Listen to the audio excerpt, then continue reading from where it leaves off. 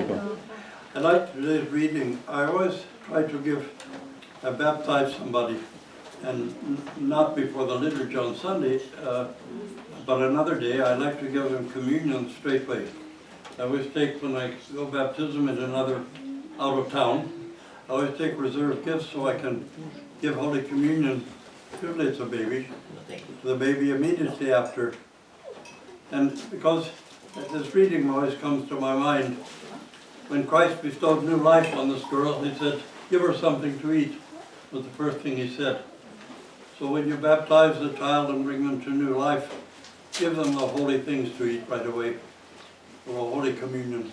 Because the child at 40 days is still a member of the holy priesthood, the royal priesthood.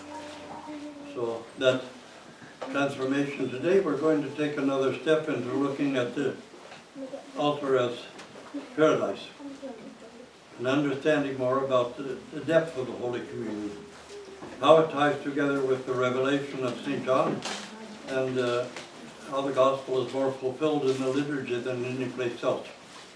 Today, being the first Sunday of the month, we also, instead of the prayers after communion, which we won't have, we'll have the healing service of the Maslu or Saborovania, the small one, today. And that instead of the prayers after communion. And I want to urge you all, if all possible, please stay for the agape, because the agape is still part of our worship. It's still part of our liturgy. The liturgy, the word liturgy comes from work of the people. That's what it means. And our fellowship together are expressions of feeling like one family, like one household of God. This is a real part of our worship. And we should observe that part of the worship, of fellowshipping together and sharing a meal together afterwards. Sometimes there's not really very much food. But in the future, I'm going to put 2 bags of pierogies in the freezer. So if there's not very much, we'll take Lenten pierogies out of the freezer and cook them. It doesn't take long, so there will be plenty. So anyway, Father's going to serve the malamaslo. Might be healed. The second thing is we don't know. It's only a parable. Of course it didn't happen in reality. But the man who was wounded lying in the ditch, we don't know who he was. Was he a Samaritan? Was he a Jew? Was he a foreigner from some other place?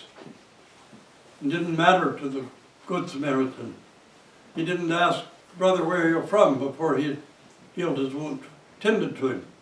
He didn't ask what nationality or what language you speak before he took pity on him and helped him. And the Good Samaritan, of course, is Jesus Christ.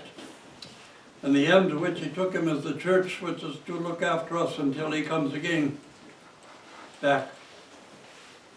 But what if a man isn't just isn't physically wounded? What if he's spiritually wounded, morally wounded, stripped of his raiment by the devil?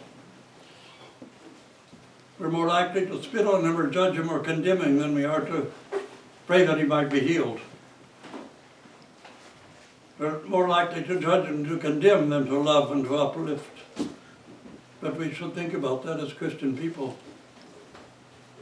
You can reach out your hand to anyone, no matter how they're wounded, physically, morally, spiritually, wounded by life itself, and try to lift them up. Because you're interested in their healing, not their condemnation. But we don't do that usually. We haven't assimilated Christ enough to do that yet. But think about it anyway. Let us pray to the Lord. Lord have mercy. Thou art an origin eternal, the Holy of Holies, who descend down